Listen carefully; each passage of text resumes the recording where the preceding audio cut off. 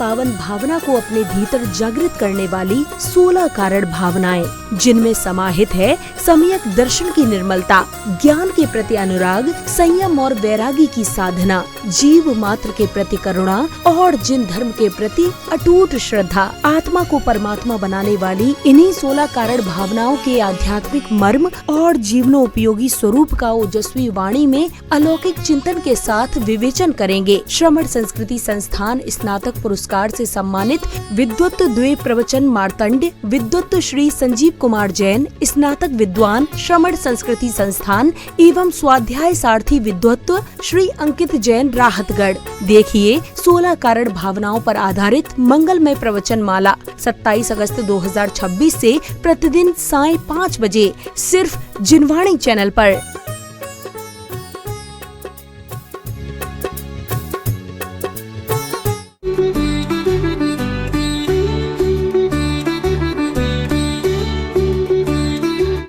चतुष्षष्ठी रिद्धियों से संपन्न 24 तीर्थंकर भगवान का यह पवित्र जिन शासन तीनों लोकों के जीवों को धन्य कर रहा है।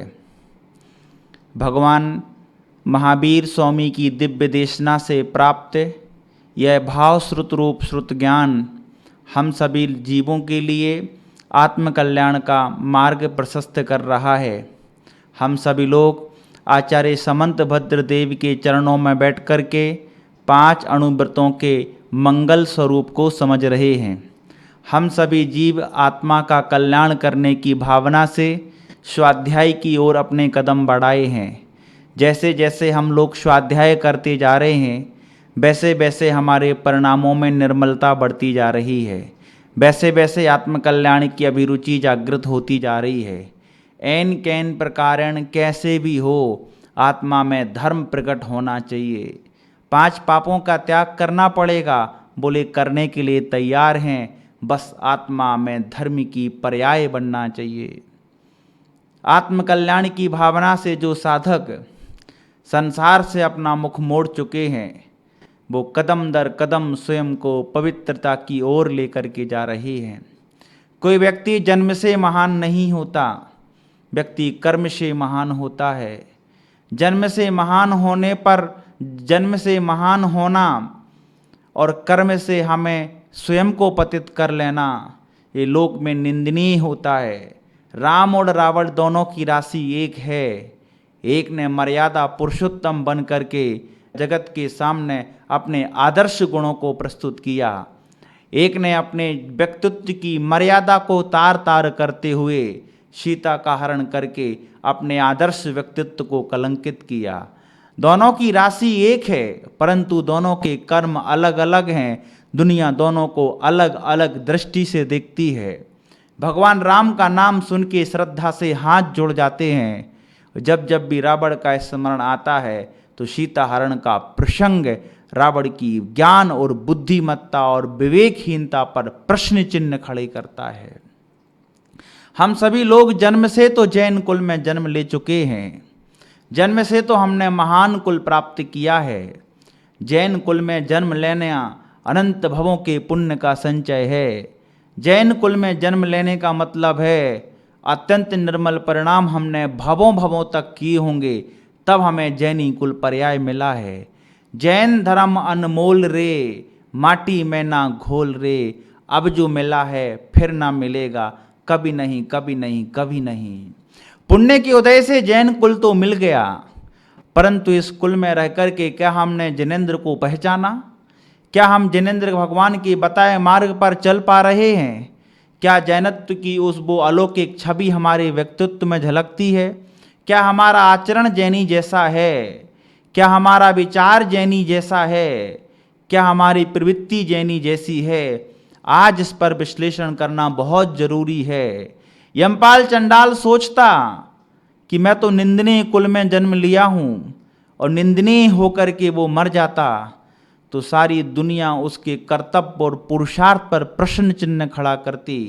यमपाल चंडाल का भले जन्म निंदनीय कुल में क्यों ना हुआ हो, परंतु अहिंसा धर्म का पालन करके, धर्म के प्रति अटूट श्रद्धा करके उसने अपने जीवन को आदर्श जीवन बनाया।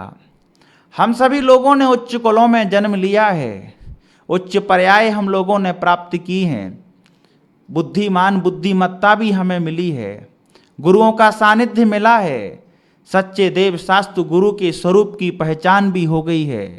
जैन कुल में जन्म लेने के बाद, मनुष्य पर्याय प्राप्त करने के बाद, जिनवाणी की राह मिलने के बाद भी हम अपनी आत्मा का कल्याण नहीं कर पाए तो बहुत विचार करने योग्य बात है। जैनी बनने के बाद भी हम कुल के अनुरूप आचरण नहीं कर पाए। कुल के अनुरूप आचरण करने वाला आदर्श जैनी रोज भगवान के दर्शन करता है। जैन कुल में जन्म लेने के बाद आप मंदिर नहीं जा रहे हैं। जैन कुल में जन्म लेने के बाद आपको धक्के दे दे के मंदिर भेजा जाता है। जैन कुल में जन्म लेने के बाद आप मंदिर जाते नहीं हो, जाते हो तो झगड़ा करके आ जाते हो। यह प्रश्न खड़ा करता है कि अगले भाव में क्या जैनी बन पाएंगे। जैनी बनने के बाद मंदिर से, पाठशालाओं से, धार्मिक कक्षाओं से, गुरुओं की सभाओं से हम अपने आप को दूर रखे। हमने जिनेंद्र के स्वरूप की पहचान ही नहीं की। जो वितरागी है, जो सर्वज्ञ है, जो हितोपदेशी है, जो संपूर्ण दोषों से रहित है, वो आप्त है, वो जिनेंद्र है, वो परमात्मा है, वो भगवान है, वो सर्वज्ञ है। क्या हमने इस स्वरूप को जाना? जिनेंद्र भगवान का जो मार्ग है, जिनेंद्र भगवान ने जो सम्यक दर्शन, सम्यक ज्ञान, सम्यक चारित्र का मार्ग दिया है, क्या उस मार्ग की हमने पहचान की? क्या हमने उस मार्ग का आदर किया? क्या उस मार्ग के प्रति हमारे मन में बहुमान है? जब तक अपने कुल के प्रति, अपनी पर्याय के प्रति, अपने धर्म के प्रति, अपने देव शास्त्र गुरु के प्रति आदर और बहुमान का भाव जागृत नहीं होगा, तब तक हम सच्चे अर्थों में जैनी होने की अनुभूति नहीं कर पाएंगे। मंदिर जाने का परिणाम, शास्त्र स्वाध्याय का परिणाम, गुरु संगति का परिणाम निश्चित रूप से हमारे उज्जवल भविष्य का संकेत दे रहा है। तो जैनी बनने के बाद क्या कुल का आचरण हमारे जीवन में है? क्या हम नित्य देव दर्शन करते हैं? क्या हम भगवान बनने की भावना से भगवान का दर्शन कर रहे हैं? क्या भगवान के प्रति हमारे मन में समर्पण है? क्या भगवान के दर्शन करने के बाद हमारे मन में हर्ष का भाव आया? क्या भगवान का दर्शन करने के बाद भगवान बनने का भाव आया? क्या आत्म तत्व के प्रति रुचि जागृत हुई? क्या पर पदार्थों से मेरा मोह हटा? क्या मेरी पाप से निवृत्ति हुई? क्या मेरी धर्म और पुण्य में, सत्कार्यों में प्रवृत्ति हुई? क्या हम अपने आप को अशुभ से बचा करके शुभ में लीन कर पाए? क्या हमारे अंदर एक निमित्त से क्या सत्पुरुषार्थ जागृत हुआ? क्या हम सम्यक चारित्र के मार्ग का परिणाम बना पाए? जैन कुल में जन्म लेने के बाद कुलाचारों में हमारी निष्ठा होना चाहिए कि नित्य देव दर्शन मुझे करना है, पानी छान करके पीना है और रात्रि भोजन का त्याग करना है। कितने लोग हैं जो पानी छान करके पीते हैं? बिसलेरी का पानी पीने वाले लोग क्या छन्ना लगा करके पानी छानते हैं? क्या जैनियों की आदर्श पहचान है? यदि कोई व्यक्ति छन्ना लगा करके पानी भर रहा है, दुनिया दूर से पहचान जाती कि जैनी है, क्योंकि ये पानी छान करके पी रहे हैं। पानी छानने का मतलब है त्रस्त जीवों की रक्षा का भाव। पानी छानने के पीछे मूल भाव होता है कि हमारा पानी छानना, क्योंकि हम जीवों के प्रति करुणा रखते हैं। मेरे निमित्त से किसी जीव की प्रार्थना ना हो पाए तो रोज मंदिर जाना सीखो। रोज मंदिर जाने का नियम हो। मंदिर के बिना हमें जल भी ग्रहण नहीं करना है। मंदिर जाकर के अपने पापों का प्रक्षालन करना है। मंदिर जाकर के पापों का पश्चाताप करना है। मंदिर जाकर के भगवान का गुणानुवाद करना है। मंदिर जाकर के भगवान बनने के पुरुषार्थ को जानना है। तब कहीं जाकर के आत्म कल्याण हमारा होगा। तो नित्य देव दर्शन करना, पानी छान करके पीना और रात्रि भोजन का त्याग करने से कुलाचार का पालन होता है। पूज्यवर समंत भद्र स्वामी श्रावक के 8 मूल गुणों की चर्चा कर रहे हैं।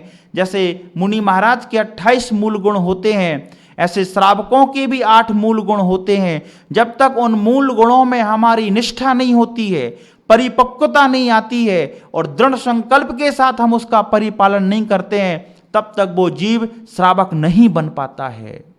श्रावक बनने के लिए 8 मूल गुणों का पालन करना बहुत जरूरी है, लेकिन मूल गुणों के पहले कुलाचारों पर भी हमारा ध्यान जाना चाहिए। कुलाचार उसका मूल आधार है।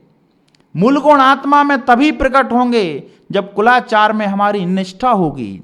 बोलो, बताओ, विचार करो, क्या रात्रि भोजन का त्याग है? रात्रि में भी अन्न खा रहे हैं तो हमारे जनत्व पर सवाल उठता है। यदि हम मंदिर नहीं जाते हैं, पानी छान करके नहीं पीते हैं, आज कितने सारे युवा हैं जिन्हें धर्म की शरण नहीं मिली, जो पाठशालाओं में नहीं गए, जिनके जीवन की शुरुआत अंग्रेजी विद्यालयों में हुई और कुछ समय के बाद अपने गांव से वो शहर की ओर पलायन कर गए, वहीं शिक्षा पूर्ण करके रोजगार प्राप्त करके वहीं जीवन यापन कर रहे हैं। ना उन्हें दर्शन नसीब हो रहे हैं, ना वो पानी छानने के प्रति अपने मन में एक पवित्र भावना रखते हैं, और ना ही वो रात्रि भोजन का त्याग कर पा रहे हैं। रात्रि में अन्न खाना मांस भक्षण के जैसा है, रात्रि में भोजन करना मांस भक्षण के समान पाप लगता है, ऐसा आचार्यों की देशना है। वर्तमान में भी साधु वृंदों के प्रवचन से हमें सारी बातें सुनते हैं। जो व्यक्ति रात्रि में भोजन कर रहे हैं, या तो वो अपने आप को जैन मानना बंद कर दें। जैन कौन होता है? जिसने जैन कुल में जन्म लिया है। जैन कौन होता है? जो जिनेंद्र भगवान के बताए मार्ग को दृढ़ श्रद्धा, पूर्ण विश्वास और पूर्ण समर्पण के साथ उसकी पालना करता है। मैं आप सभी लोगों से अनुरोध करता हूं कि रात्रि भोजन का हमें त्याग करना चाहिए। दिन के बने भोजन को रात्रि में करते हैं तो भी पाप लगता है, रात्रि के बने भोजन को दिन में करते हैं तो भी रात्रि भोजन का पाप लगता है। बाजार की जितनी भी वस्तुएं हैं, कारखानों में तो 24 घंटे काम चल रहा है, वो रात में तैयार हो रही हैं, और रात्रि भोजन के त्यागी लोग भी उसे दिन में खा रहे हैं तो भी रात्रि भोजन का पाप लगता है, तो भी दोष लगता है। बहुत अच्छे से विश्लेषण करना है कि मैं अपने नियम का, मैं अपने धर्म का कितनी पवित्रता और शुद्धता के साथ निर्दोष पालन करूंगा। जैसे जैसे हम धर्म का और व्रतों का निर्दोष पालन करते हैं, वैसे वैसे हमारी विशुद्धि बढ़ती जाती है। जैसे मुनियों के 28 मूल गुणों की चर्चा की है, ऐसे श्रावक के 8 मूल गुणों की भी चर्चा शास्त्रों में है। आइए पूज्यवर आचार्य शमंत भद्र देव ने यहाँ पर 8 श्रावक के 8 मूल गुणों की चर्चा की है, जिसको हम लोग देखते हैं। मध्य मांस मधु त्यागये सहाणु व्रत पंचकम अष्टौ मूल गुणा नाहोर गृणाम श्रमणोत्तमा। श्रमणों ने, दिगंबर मुनिराजों ने श्रावक के 8 मूल गुणों की चर्चा की है। इन 8 मूल गुणों में सबसे पहले मांस का त्याग, दूसरा मधु का त्याग, तीसरा मदिरा का त्याग, 5 पापों के स्थूल त्याग से 5 अणुव्रत और 3 मकार, इस तरीके से 8 मूल गुणों की चर्चा की है। मध्य का त्याग, मदिरा का त्याग। आज कितने सारे लोग हैं जो शराब पीते हैं, शराब पी करके अपने जीवन को बर्बाद करते हैं। धन की तो बर्बादी होती है, लेकिन शराब की गलत आदत लगने के कारण से शरीर बर्बाद होता है, तमाम प्रकार की बीमारियां होती हैं, महापाप कर्म का बंध होता है। जो व्यक्ति शराब पीता है वो श्रावक बन ही नहीं सकता। वृत्ति बनना तो बहुत दूर की बात है, मुनि बनना तो बहुत दूर की बात है, भगवान बनना तो बहुत दूर की बात है। सबसे पहले हमें अपने आप को श्रावक के लक्षण की कसौटी पर खरा उतारना है। जितने भी लोग आज शराब पी रहे हैं वो जैनी कहलाने के अधिकारी नहीं है। यह मेरा जो प्रवचन है ये विशेष रूप से जैन समाज के लोगों के लिए है। मैं जैन समाज के युवाओं से कहना चाहता हूं, पाश्चात्य संस्कृति से प्रभावित मत हो, भौतिकता और विलासता के माहौल में अपने आप को मत ले जाओ। सच्चे देव शास्त्र गुरु के स्वरूप को समझो। ये जिनवाणी तुम्हारे जीवन के सुख में कारण बनेगी। आज पुण्य का उदय है, धन संपदाएं हैं। यदि धन संपदाओं का दुरुपयोग करके कोई व्यक्ति व्यसन की ओर बढ़ रहा है, शराब आदि पी रहा है, उसे मैं सावधान कर रहा हूं, अभी समझ जाओ, अभी समय है। जिस दिन ये शराब का पाप का घड़ा फूटेगा, उस दिन ना डॉक्टरों की दवाइयां काम करेंगी, ना जादूगरों के मंत्र काम करेंगे, ना तंत्र विद्याएं तुमको ठीक कर पाएंगी। एक कर्म ही है जितनी प्रताड़ना देगा, अंत में जाके पछताओगे कि शराब पीने का जो अपराध मैंने किया था, आज उस कारण से हमारी दुर्दशा हुई।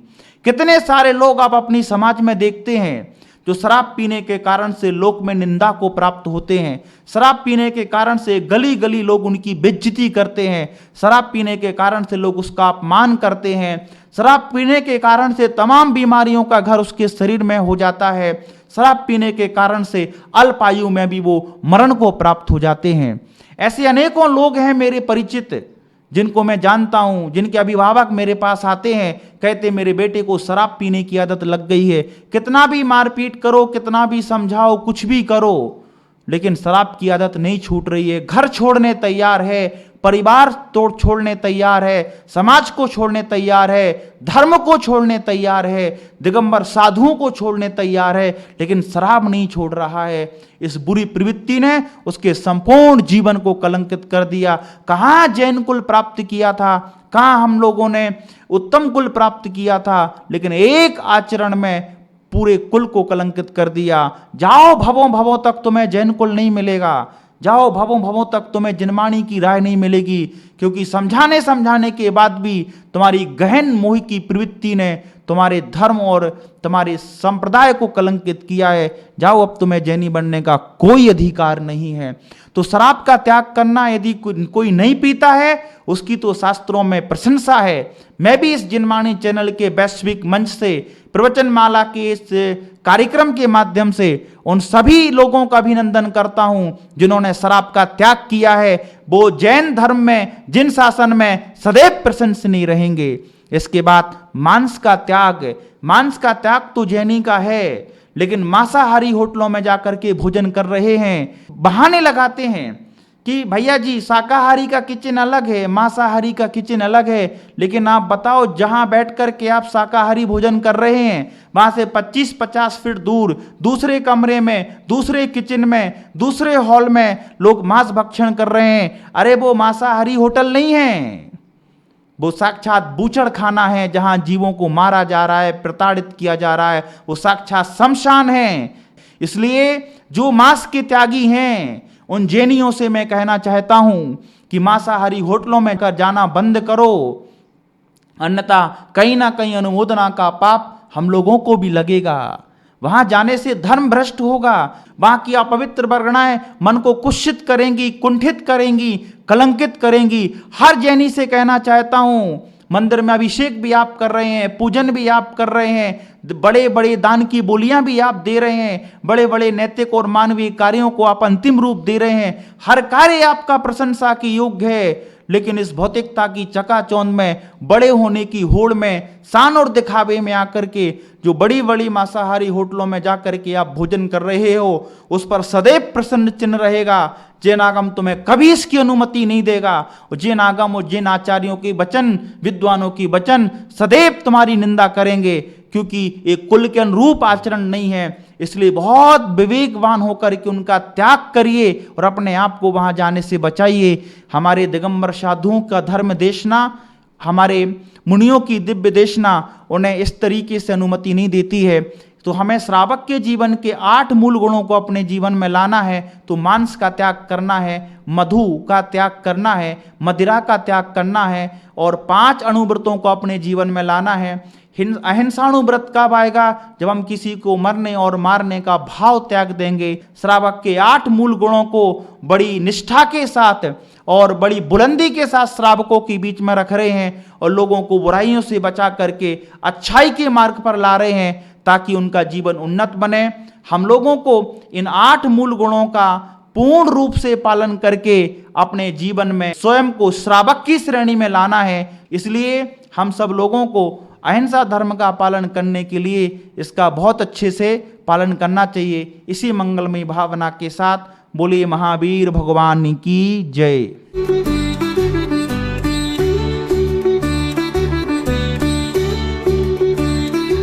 वंडर सीमेंट सुरविद्या जूनियर के ग्राउंड ऑडिशन में अतिशय जैन ने छेड़ी